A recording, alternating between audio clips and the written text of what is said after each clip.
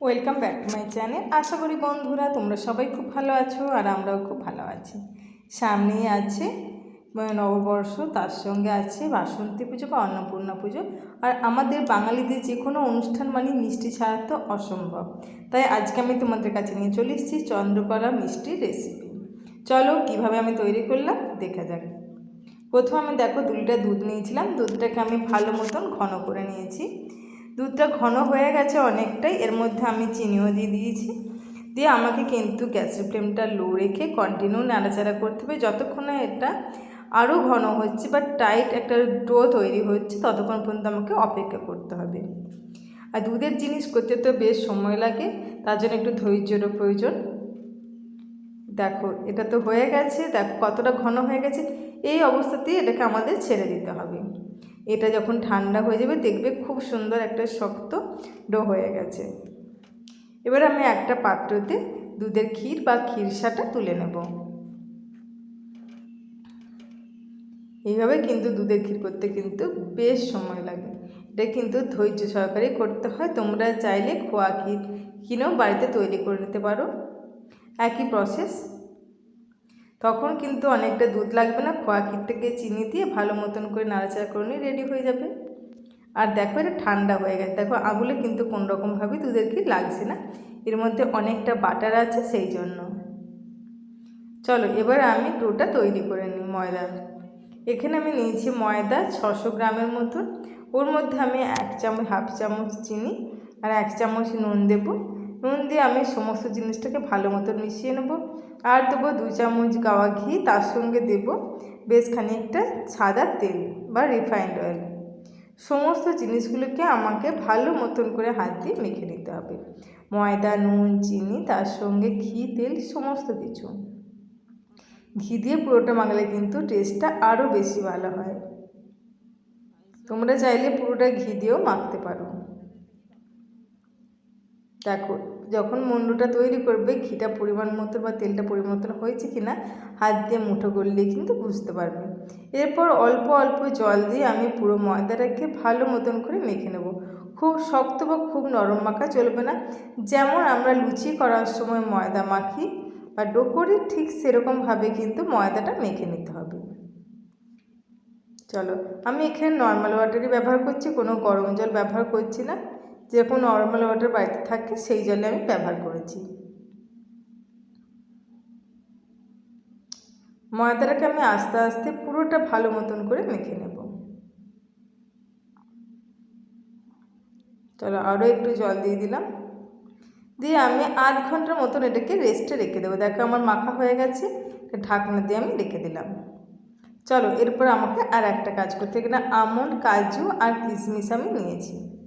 পুরোটাকে আমি কিন্তু চপড করে নেব। পুরোটা আমি চপড করে নিয়েছি। এবারে কড়াই নিয়েছি, কড়াইয়ের মধ্যে দিয়ে দিচ্ছি 1 চামচের মতন গাওয়া ঘি। এটা আমার বাড়িতে তৈরি করা গাওয়া ঘি। গাওয়া ঘিয়ের রেসিপি তোমরা জানতে চাও আমি ডেসক্রিপশন বক্সে দিয়ে দেবো। গাওয়া ঘিটা গরম হয়ে গেছে। এবার আমি ওর মধ্যে সমস্ত ড্রাই ফ্রুটসগুলো দিয়ে দেবো। কাজু, কিশমিশ আর আমন্ড যে কুচনো ছিল সেইগুলো দিয়ে দিলাম। দিয়ে আমি গ্যাসের ফ্লেমটা একটু হাই রেখে 2 থেকে 3 মিনিটের মতন একটু নাড়াচাড়া করে নেব। একটু বেশ লাল লাল হয়ে গেলে গ্যাসের ফ্লেমটা অফ করে আমি সমস্ত বাদামগুলো তুলে নেব। ব্যাস সমস্তটা ভাজা হয়ে গেছে, তুলে নিলাম। এবার আমি দেখো ঘিয়ের যে দুধের ক্ষীরটা করা ছিল, দুধের ক্ষীরটার মধ্যে পুরো বাদামটা মিশিয়ে নেব। আমি চাইলে দুধের ক্ষীরের মধ্যেও বাদামটা দিয়ে দিতে পারতাম, কিন্তু দিইনি। কারণ হচ্ছে দুধের ক্ষীরটা ঠান্ডা হয়ে যাওয়ার পর বাদামটা যদি ঘিয়ে ভেজে দিই মুখে পড়লে কিন্তু ভীষণ সুন্দর লাগবে। বেশ মুখে একটু বাদামটা পড়লে কিন্তু বেশ তো একটা আলাদা রকম ফ্লেভার পাবো। কিন্তু একসঙ্গে যদি সিদ্ধ হয়ে যায় তখন কিন্তু বুঝতে পারা যাবে না যে বাদাম খেলাম কিনা। ওই জন্য আমি ক্ষীরটা ঠান্ডা হয়ে যাওয়ার পর বাদামগুলো ভেজে নিয়ে আমি দিয়ে দিলাম। এইভাবে আমি এটাকে রেডি করে নিলাম। চলো এই ফাঁকেতে আমি ময়দার লেচিগুলো তৈরি করে নিয়েছি। লেচিগুলো বেশ আমি বড় মতন লেচি করেছি, যেমন রুটির লেচি করা হয়। কারণ আমি একটা লেচিকে রুটির শেপে বেলে নেবো প্রথমে। বেশ বড় আকারের রুটি শেপে বেলে নিলে কী হবে, আমাদের তাড়াতাড়ি করতে সুবিধা হবে। দেখো এইভাবে পাতলা পাতলা করে আমি রুটি শেপে সমস্ত ময়দার লেচিগুলোকে বেলে নেব। একটা বেলে নিলাম আমি। এরপর আমি কুকিং কাটার কিংবা ছোটো বাটি কিংবা গ্লাস দিয়ে গোল গোল করে কেটে নেব। আমার কুকিং কাটার নাই, তাই আমি গ্লাস দিয়ে কিংবা ছোটো বাটি যে কোনো ছোটো মুখের জিনিস দিয়ে ছোট ছোট লুচির আকারে কেটে নিতে হবে। দেখো এইভাবে আমি একটা রুটি থেকে 4 পিস তৈরি করে নিচ্ছি।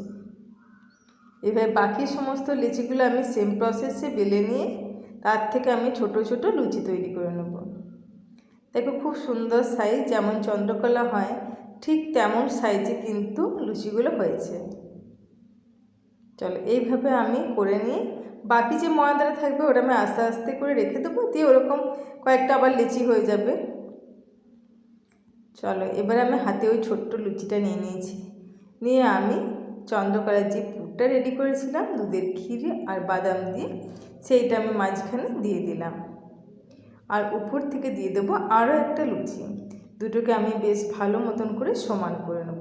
মাঝখানে পুরটা দেওয়া হয়ে গেল, দিয়ে দুদিকটা সমান করে নিয়ে সুন্দর করে ডিজাইনটা আমি তৈরি করে নেব। দেখো দুটো আঙুল দিয়ে কিন্তু আস্তে আস্তে চেপে চেপে মুড়ে দিলে সুন্দরভাবে ডিজাইনটা তৈরি হয়ে যাবে। দেখতে পাচ্ছ কত সুন্দর ডিজাইনটা হচ্ছে। আস্তে আস্তে করে কিন্তু ডিজাইনটা তোমরা দেখে নেবে, দেখবে খুব ইজি, তোমরাও সবাই করতে পারবে। এইভাবে চন্দ্রকলাটা আমার রেডি হয়ে গেল। ব্যাস দেখে নাও তোমরা কত সুন্দর হয়েছে, আর ভাজলে কিন্তু আরও সুন্দর দেখতে লাগবে। মাঝখানে দুধের ক্ষীর। চলো দেখো কতগুলো এখানে আমি তৈরি করে নিয়েছি। আর গ্যাসের ফ্লেমটা অন রেখে এবার আমাকে তেলটা বসিয়ে দিতে হবে, যেহেতু আমার অনেকগুলো তৈরি হয়ে গেছে। মাঝখানে কিন্তু দুধের ক্ষীরটা দেওয়ার জন্য কি সুন্দর মাঝখানটা উঁচু হয়ে গেছে, আর সাইডে কিন্তু খুব সুন্দর ডিজাইনটা রয়েছে। চলো গ্যাসেতে আমি তেলটা বসিয়ে দিয়েছিলাম, রিফাইন্ড অয়েল। তেলটা গরম হয়ে গেছে, তেলটা গরম হয়ে যাওয়ার পর একে একে আমি চন্দ্রকলাগুলো তেলের মধ্যে দিয়ে দিলাম। প্রথমে গ্যাসের ফ্লেমটা হাই রেখে দিতে হবে, তারপর গ্যাসের ফ্লেমটা লো রেখে উল্টে পাল্টে লালচে করে ভেজে তুলে নিতে হবে। দেখো লাল লাল করে ভেজে নিয়েছি আমি, এবার তুলে নিচ্ছি। এইভাবে আমি সমস্ত চন্দ্রকলা অল্প অল্প করে দিয়ে সমস্তগুলো ভেজে নেব। গ্যাসের ফ্লেমটা হাই রেখে দিলে কী হবে, তাড়াতাড়ি লাল হয়ে যাবে আর ভেতর পর্যন্ত সুন্দরভাবে ভাজা যাবে না। তাই প্রথমে গ্যাসের ফ্লেমটা হাই রাখলে তারপরে কিন্তু গ্যাসের ফ্লেমটা লো রেখে দেবে।